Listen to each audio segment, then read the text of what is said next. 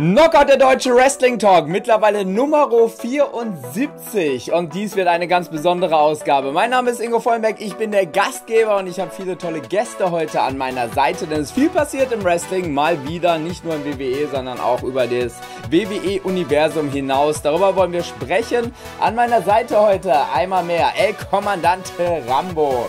Er war am Wochenende auf dem Schlachtfeld nicht ganz so erfolgreich, wie er sich vorgenommen hat. Aber trotzdem einige große Augenblicke geschaffen dort. Können wir gerne gleich mal kurz drüber reden. Und er freut sich natürlich auch wieder über WWE sich zu unterhalten. Ebenso wohl mein Überraschungsgast heute hier. Endlich ist er wieder da. Aus München hochgekommen nach Berlin mit seinem wunderschönen Courage-Shirt. Auch nicht ohne Grund natürlich. Walandi Tsanti ist hier da. Herzlich willkommen. Hi Ingo, freut mich wieder da zu sein. Ja. So, sind wir in einer munteren Dreierrunde. Die wird allerdings noch angereichert durch eine vierte Person. Wer das ist? Mein Zwillingsbruder. Dein Zwillingsbruder, ja. Richtig. Walandis lieber Zwillingsbruder.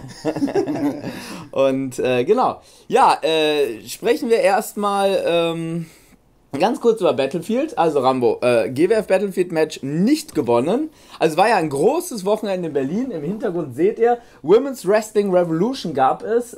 Ab morgen auf Video on Demand schon verfügbar. Eine ganz, ganz tolle Veranstaltung. Reine Frauenveranstaltung, bis auf so eine mini kleine Ausnahme zwischendurch. Das war der Skandal vom Matchmaker Ingo Vollenberg. Aber man darf schon sagen, danke an den Cutter bis dahin, ne? Ja. Also danke an Franz, der das Ganze schon fertiggestellt hat. Genau. Und bald könnt ihr die Veranstaltung schon genießen. Höchsttempo. Genau, und am Abend ging es drunter und drüber. Ich muss sagen, ich war einer von denjenigen, die am meisten Leute rausgeschmissen hat.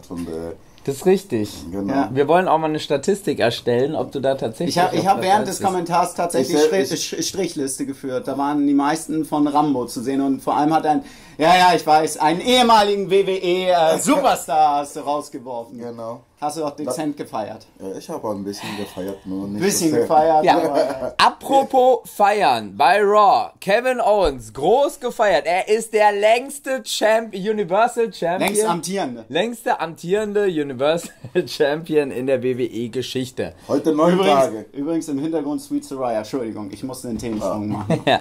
9 Tage jetzt. 9 Tage. Heute. 9 Tage ist er Champion. Damit hat er den Rekord von Finn Balor eingestellt Verneunfacht. Um 8 Tage. Genau. Nee, ja. Wie hat euch das gefallen? Der Kick-Off mit Kevin Owens. Ja. Es gab ja eine Menge Fragen, die wir uns letzte Woche gestellt haben. Wir haben mit einer Menge Antworten gerechnet. Sie kamen nicht alle.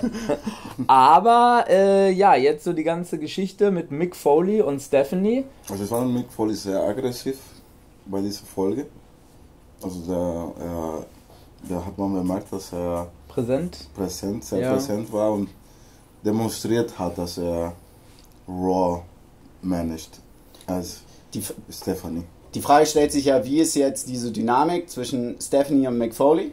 Das war ja auch das, wir beide haben ja Raw geschaut jetzt mal zusammen, da haben wir uns eigentlich genau diese Fragen dann gestellt. Wie entwickelt sich eigentlich dieses Stephanie und Mick Foley dann auf der einen Seite? Andererseits fand ich sehr interessant, Kevin Owens mal in einem Anzug zu sehen. Ja. Hast du ja mal gesagt, Kevin Owens in einem Anzug funktioniert. Ja, bei SmackDown haben wir auch drüber geredet, Dolph Ziggler im Anzug. Sieht ja ein bisschen aus wie ich selber. Ja, das haben wir gesagt. Das ist großartiges Karte, genau.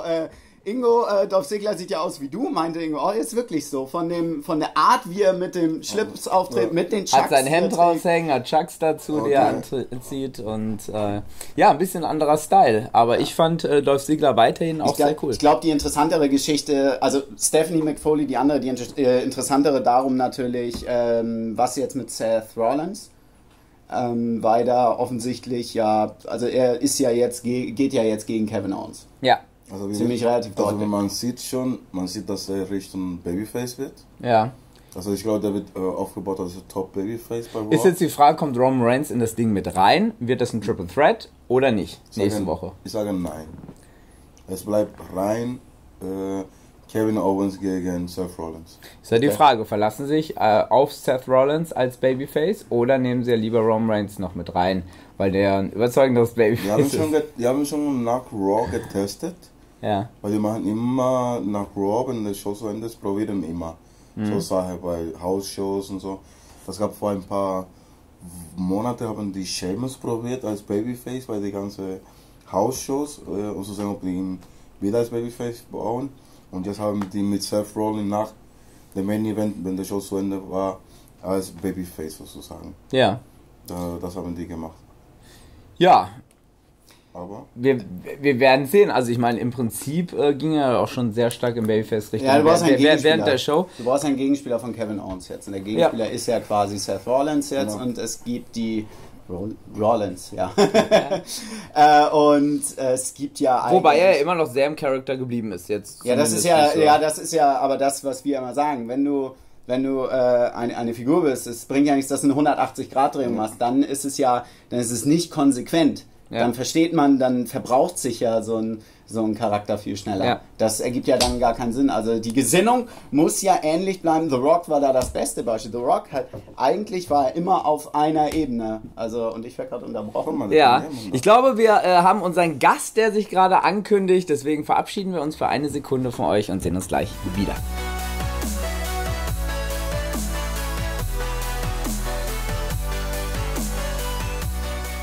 Und wir sind zurück, Knockout, der deutsche Wrestling Talk, und wir haben einen weiteren Gast. Rambo ist immer noch dabei, Walandi ist immer noch dabei, und ganz außen, to my left, on the very left, we welcome PJ Black to our program today. Welcome. Thanks, to guys. Berlin. Thanks for having me in Deutschland. Is that how you said, right? Yeah, it works. Deutschland. We can also try to talk German. I don't know if you learned any German. I know 1, 2, 3 and Pipi Langstrumpf. Basically that works because the first thing I saw are your socks. And I need to talk about those socks. I know. Because never saw that. It's what is that? It's odd socks. It's called odd definitely. Yeah, right? That's their whole motto, is like be odd, stand out, be different. Because like lately kids follow trends and it's all the same stuff. So they like every pair is different. There's colorful stuff. There's jelly bean stuff. They have actually WWE legend stuff. They have all kinds of stuff. So every person is different, and it's be odd, stand out, be different. Do they sell them in Berlin? I'm not sure. You can go to the website oddsocksofficial.com. Yeah, nice, very nice. So I have black socks actually. Yeah, black's a good color. Great. Always works. Always works. We had a lot of wrestling in the last days. You had your second event here in Germany for the German Wrestling Federation. First time you won the GWF Berlin-Title against Ivan Kiev, and now you defended it against Doug Williams. What do you think about Germany, the German crowd?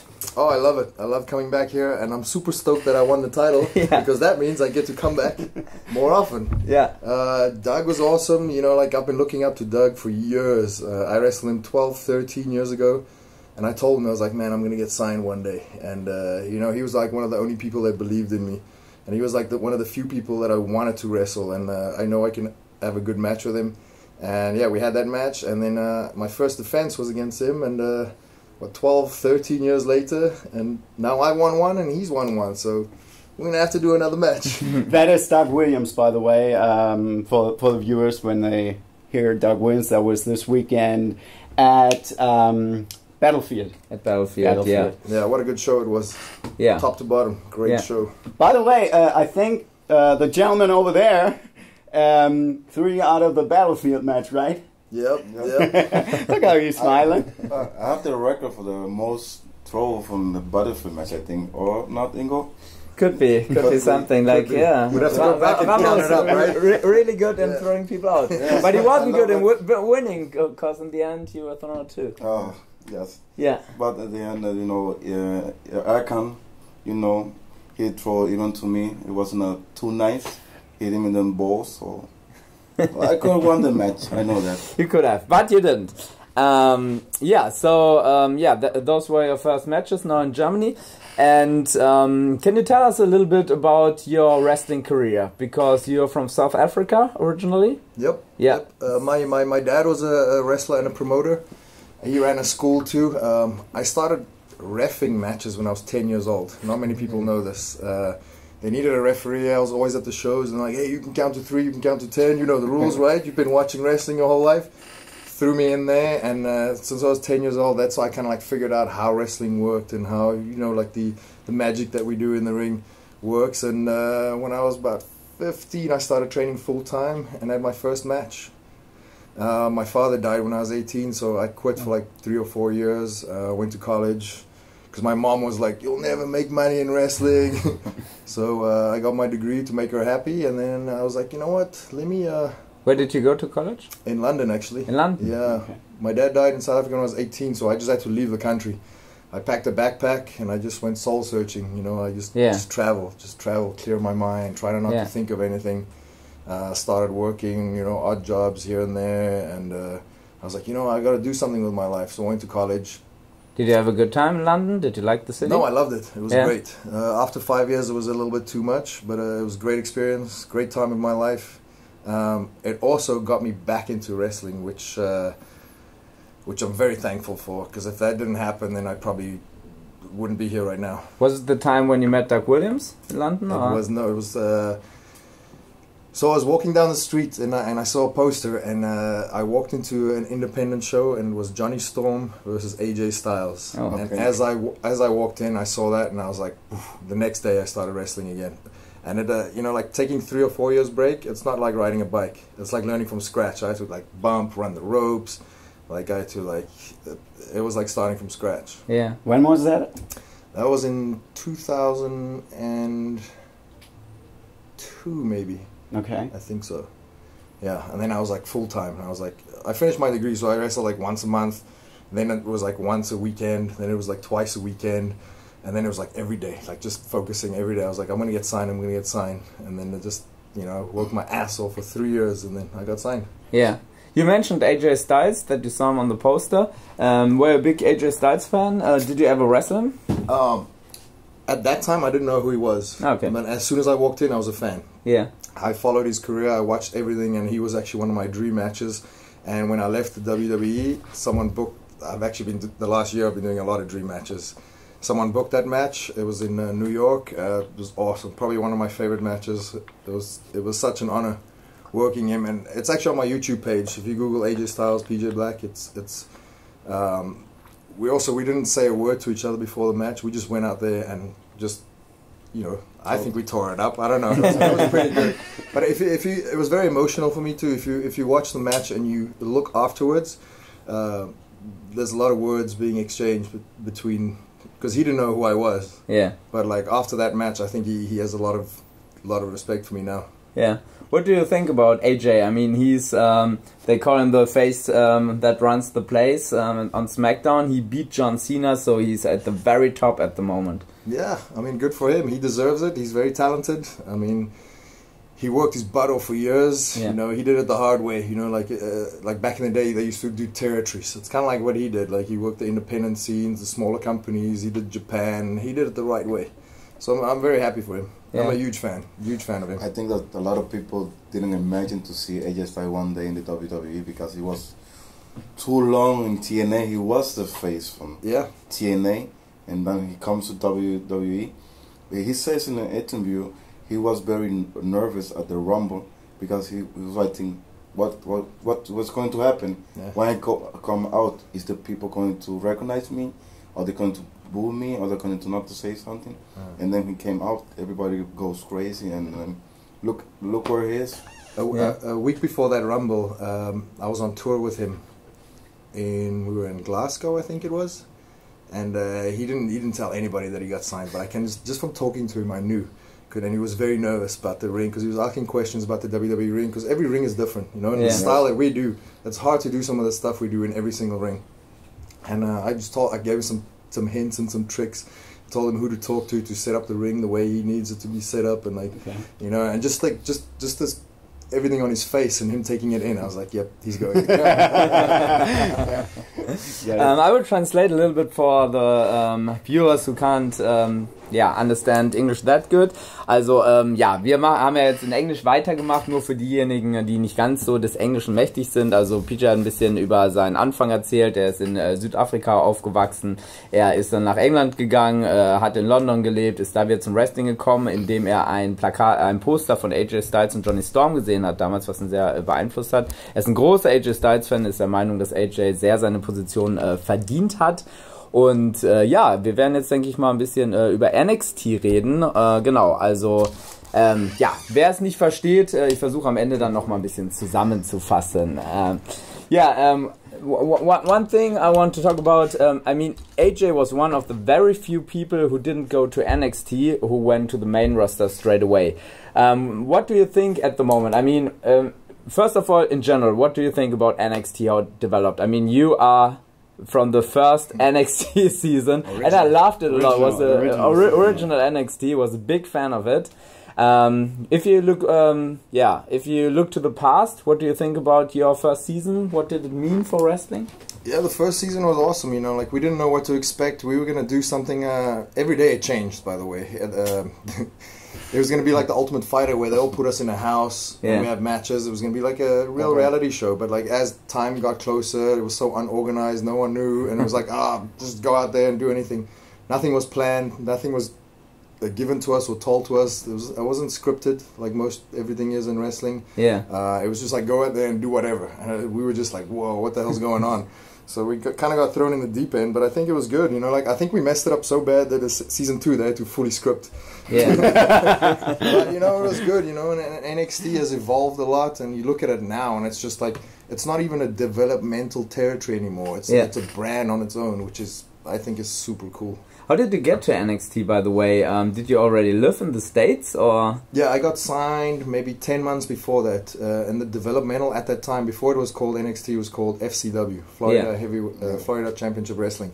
And I got there, and I was actually the Florida Heavyweight Champion for 10, 11 months. And then they were like, what they did was they picked the top 8 guys there to go on NXT. So, and then, the rest is history. And then, you know, years later, they actually changed that. Because I think Steve Kern ran that, and he owned the rights to FCW. And then, since they had the rights to NXT, they just kind of like switched the name over. How do you see the development from Florida Championship Wrestling to not only NXT, but the Performance Center, which is all behind that whole structure, which developed during the past couple of years? Yeah, it's amazing. That place is... You know, like it's like if you're a wrestler, to me, it's a bigger dream to go there than to perform in front of WrestleMania crowd. You know, it's like it's awesome. They have like 6, 7, 8, 9 rings. I'm sure you guys have seen video clips of it everywhere, and you see they have a phenomenal gym. One of the best trainers in the world. Like they have a green screen room. There's a camera room where you can go practice.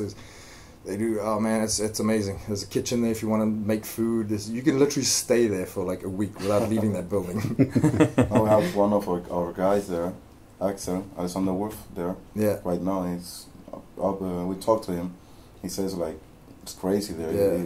A lot of people are there. William Regal, you know, one of the best technical wrestlers in the world for me. And then you have Robert Brookside and Matt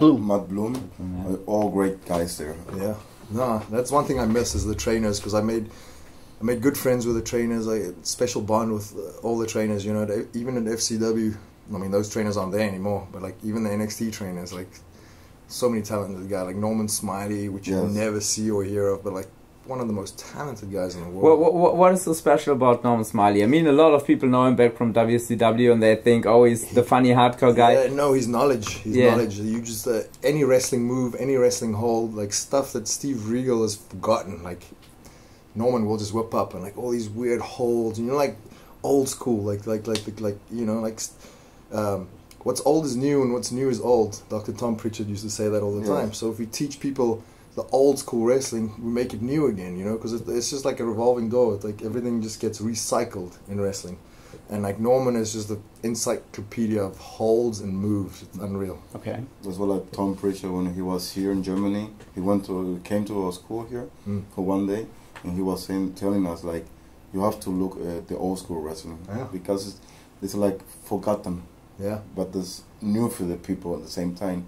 But we learn about a lot with Tom Pritchard when he came here. Yeah, he was one of my favorite coaches, for sure. That's basically what you can see, perhaps for the fans.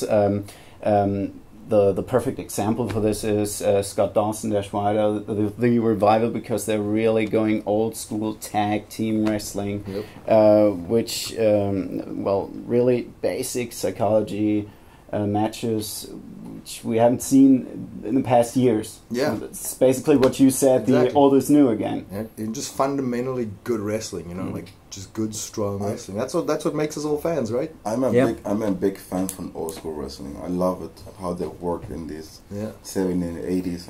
That's where I live. I love this to see how they work and how they work the crowd with one move, you know, like fuck. But then again, on the other hand, we have like a trend, or how we want to see it, something which is getting more mainstream. The really spotty, real quick pace. Something you also do. We witnessed that in the Cruiserweight Classic right now in WWE. What are your thoughts on that? On the Cruiserweight Classic, it was actually one of my ideas. Me and you heard it first here. I'm not going to take full credit for it. It was actually Dean Malenko's idea, and he told me about the idea, and we pushed for it like for maybe a year or two, and like they would just kept saying no, and I'm like, we have a whole network. We can have any show we want. We can take as much time as we want. We don't need to be PG. And there's so many good cruiserweights around the world, and we kept pushing for it, and it didn't happen. And now, at least they're using it, so I'm loving it. It's great. It's great. They wanted me to do it, but it was actually like shoot weigh-ins, and I was like 13 pounds too heavy. Because we saw in the cruiserweight they were putting the people to see how much weight do they have and everything. They were looking really tight. They don't want to have heavy people working there. By the way, it's really funny. It's so hard to say how tall somebody is when you just see him in TV. Like when I saw you for the first time, like in WWE, you were more like a cruiserweight guy. I know. And then I saw you in reality, and you're pretty tall. Everyone says that. Everyone goes, "Wow, you're so much bigger." I actually thought that too. But it's because everyone else is so big. Because like my first years, it was Cena, Big Show, and Kane. Those were the three guys I wrestled, and those guys are all freaking ginormous. Yeah. I was like when I saw him, like, fuck, what's going on here? How was for you the transition from WWE back to the Indies, and now you're a lot on Lucha Underground, which we all love. It's a great TV show. Which starts tomorrow. Season 3 starts tomorrow. But it could have gone either way, right? Like for the last 5 years that I was in WWE, I was brainwashed to work that style, you know, and that's fine. It's not a problem. But the Indies. What do you mean with that style? Because I think last week we had like the interview between Daniel Bryan and The Miz, and many fans perhaps don't know what that style means. The style is just what they've created, and it's okay. Like, you know, like a lot of moves are banned, like the pile driver, the German suplex, stuff like that, because those are really dangerous moves, and people can get hurt. Not so often if you're independent, because you maybe take that move like once or twice a weekend, because we work on weekends, right? But like, remember the WWE guys work 5, 6, 7 matches a week. And that's the important thing. Exactly. Like, people don't understand that schedule, like traveling and then everything. So like a lot of moves, it's not banned for their safety or for fans' punishment. It's just, you know, that's the style I'm talking about. You know, like, so a lot of things are allowed and not allowed. And if you're at the bottom of the card, you get told what to do, and like, you know, like certain people are allowed to do something. You'll hear people say, "I have creative freedom now over my character," and that's like going back to the independence. Like, I can do kind of like whatever I want. Like, you know, I can pick what moves I want to do. I can pick what moves I don't want to do, and what my character wants to be and say, and like, you know, like. But the biggest thing I think was like retraining my brain, because the psychology, another word we hear a lot, but like the psychology was totally different. A lot of people don't understand what psychology is, but that's just like, you know, that's storytelling in wrestling matches. If you see now, I mean, the WWE style changed a little bit during the last time, I think. Also, you see moves like the German suplex now very frequently again. And but they also have a lot of injuries. They had Cesaro injured. They had Seth Rollins injured. They now you see Finn Balor was there. He just won the championship. Next day he's injured. Yeah. So what do you think about that? The injuries are just because, like I said, like they work non-stop. Like they don't have any days off. Like that's another reason I left too. My body couldn't handle it anymore. It's insane. Like people have no idea how hard work that is. The hardest thing, like wrestle every single day and fly for 5, 6, 7 hours, and then drive for 5, 6, 7 hours, and then have a match, and then just do it again the next day, and then again the next day. And there's no time off. You don't get no rest periods. You don't get to go home for Christmas. You don't get to go home for New Year's or Thanksgiving or any of that stuff. So it's just been overworked. That's why, and that's why they try to take care of the guys by taking away some of the moves. But now that it's bringing back, like, the new era, or the Hunter era as I like to call it, they had to do something, because like wrestling has evolved and it will always evolve. And if you look at the independent scene right now, it's like it was getting to a level where it's probably the highest it's been in years, in many years. So, and then Hunter obviously looks like he's signing all the good independent wrestlers to NXT, because he wanted that to be a big brand, right? Which is great for me, because now I don't just take up all those bookings. But he had to like make a change and let that brand evolve if it wanted to keep up with the independent circuit. Yeah. Is the transition easier from independence to WWE right now? What's your opinion? Oh yeah, I think so. I mean, it just depends. It can go either way. For some people who learn quicker, you know, like I say this all the time at camps, like it could take one person maybe a day to learn a moonsault. It could take another guy 10 months. It depends. It's like what those little pieces in between. And it's the same with the transitions going to WWE and back.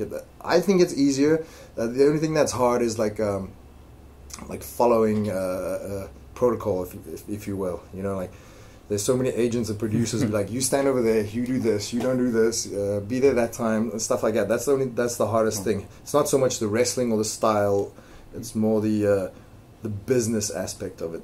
Yeah. What do you think? We were talking in a couple of weeks, like all the indie guys that are coming to WWE, they are the most who are getting injured, and the most of the times in the shoulder injury. You have like Sami Zayn, you know, this time when he was coming out celebrating, shoulder went up. Then you have Finn Balor, you have Cesaro, like Samoa Joe is right now hurt. You know, like all these indie guys are the most people who are hurt. Do you think it's more because of their style in the past, or in the WWE it's not going to work for them? I think it's a combination of both. You know, we put our bodies through a lot, and a lot of people don't realize that. And when they go to WWE, they put their bodies through even more, because they do it more often. You know, like the guys at NXT, they train every day and they do shows. So it's a lot of bumps. You only have a certain amount of bump cards. The bumpometer. Exactly. Yeah, how many bumps? Yeah, exactly. Yeah. And if you look, I studied to be a physio, and other than knee injuries, shoulder injuries are the most common. So like, if anyone has an injury, it's always a knee or a shoulder, and like you know, it's never like a finger or a toe. Sometimes, but like more often than not. Yeah. Two names I would like to talk with you about it. Seth Rollins, he's a little bit more babyface now on Raw. He's going against Kevin Owens. What can you tell us about Seth Rollins? What do you think about him?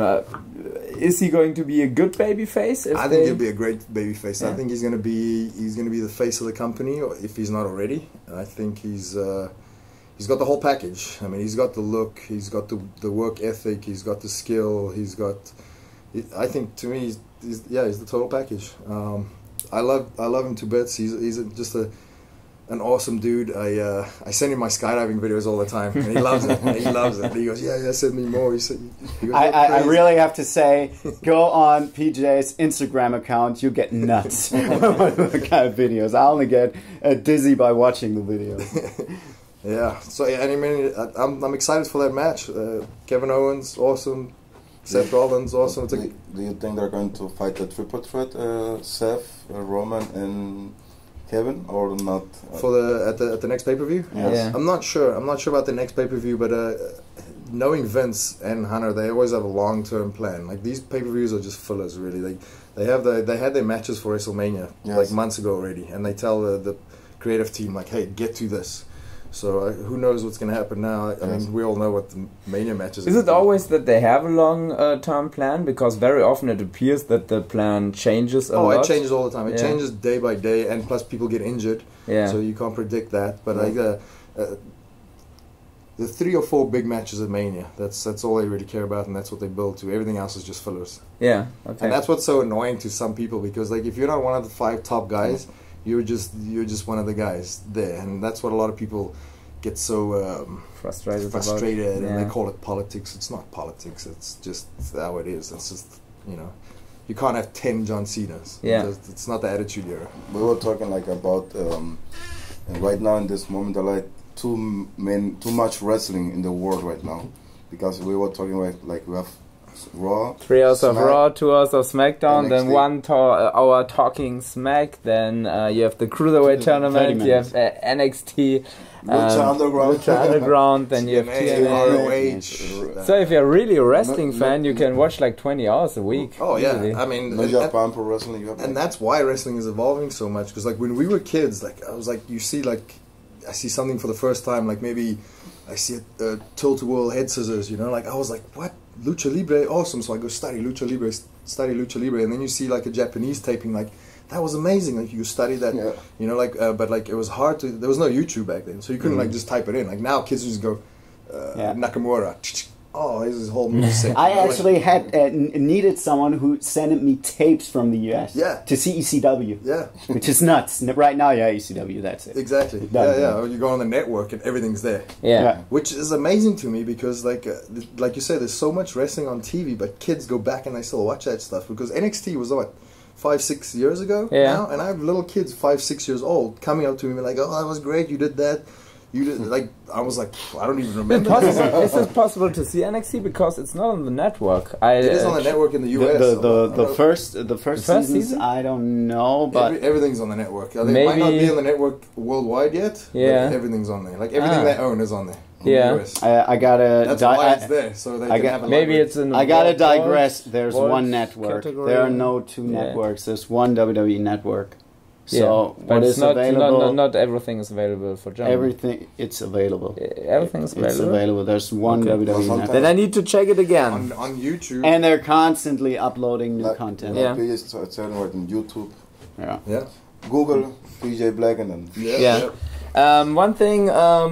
one other thing are the Usos. They turned heel on SmackDown in the SmackDown Tag Team Tournament.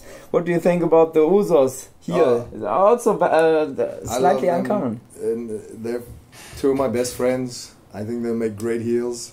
They got that swag, and they got like, you know, like they're so cool. You kind of like want to hate them. If they turn it up a notch, I think they'll be great heels. It'll be awesome.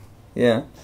And another note that we read, Cody Rhodes left WWE. He's independent now. He's not able to use his name because, Rhodes is also not his real name, which might be kind of frustrating for him. What do you think about that? I thought he has been using his name, Cody Rhodes. I think he does. On TV. On Ring of Honor and TNA, he doesn't allow to use the name Cody Rhodes. Oh, okay. See, I'm kind of like out of touch with Cody. I don't really give a shit. But how was it for you? I mean, you also had to change your name. You used Justin Gabriel in WWE, now you're PJ Black. Is it difficult for you to promote yourself after WWE? It is. Like, most people know me as Justin Gabriel, but I've been PJ Black for longer. I was PJ Black since I was 14 years old. Yeah. And a lot of people don't realize that. So I've been PJ Black for 15 years. Justin Gabriel was only around for 5 years. Yeah. It's a shame that most people know him over PJ Black, but it's changing. Give it another year or so, it'll change for sure. The problem is for 5 years, independent wrestling was not on this level where right now it is. You know, but you always gotta see you have another way bigger exposure when you're on Raw. That's something completely difficult because there you get the casual fan, the casual viewer who does not really log into wrestling, who wants to see it. That's very true. But I own the trademarks through Darewolf, PJ Black. So if I ever go back, I'll be PJ Black on Raw. Okay. One final question: Lucha Underground's 3rd season. What can we expect? Oh, it's awesome! Like it made me a wrestling fan again. Like it's gonna blow any of the wrestling out of the water. And you know, it's not even a wrestling show; it's a TV show. Yeah. The matches are incredible, but the storylines are just like, it's like watching Breaking Bad or From Dusk to Dawn, or like, you know, just a good TV show. It's really fun. Like we attract, like Raw attracts like that everyday person. Yeah. Like we attract wrestling fans because there's some wrestling in there, but we attract a lot of people who's never seen wrestling before. People who binge watch stuff on Netflix and iTunes and stuff like that, which is cool because we make them fans, and they all tune into Raw and they're like, oh wow, there's more wrestling out there, which is great. So it's even more cinematic than the first 2 seasons? It's more cinematic, and it's also the wrestling matches are more crazy, like way over the top. Like some of the stuff I was like, nah, I can't do any of this stuff, you know, like I can't even keep up with some of those kids. They're phenomenal. Did you follow production, like the cutting itself and just watching how it works? I watched a little bit because the cinematic stuff is shot by a movie company, and I had a lot of meetings for merchandise and stuff I can't say anymore, but I saw how they edited the shows, and like also because the first 2 seasons did so well, they're putting more effort into it because like the producers, they were like, it's just another show, but now they're like, whoa, this is freaking awesome. So now they're putting more effort into it, which just makes it like on a different level. Okay. We're very excited. You're also on Courage. Walandi got the shirt. That's our first season of the GWF weekly show. Also zu Courage am 7. und 8. 7. und 8. Oktober wird Courage aufgezeichnet hier in Berlin. Das wird sehr, sehr spannend. PJ Black wird auch dabei sein. Ihr werdet das wöchentlich online sehen können. El Kommandante natürlich auch. Wie viele Episoden und was gibt's als Special? Genau. Es wird 6 Episoden geben, die ausgestrahlt werden im Oktober. Wir kommen mit einigen Details nochmal zusätzlich zu euch, aber das werden wir dann beim nächsten Mal machen. Es wird auch ein paar Live-Specials geben von Knockout Talk, also seid sehr gespannt. DJ, thank you for being here. It was very nice to have you on the show. Thank you guys. Walandi, danke, dass du da warst. Rambo ebenfalls. Und ich danke euch, dass ihr dabei wart. Schreibt gerne Feedback auf Facebook und auf YouTube. Abonnieren, liken, teilen nicht vergessen. Bis zum nächsten Mal. Auf Wiedersehen.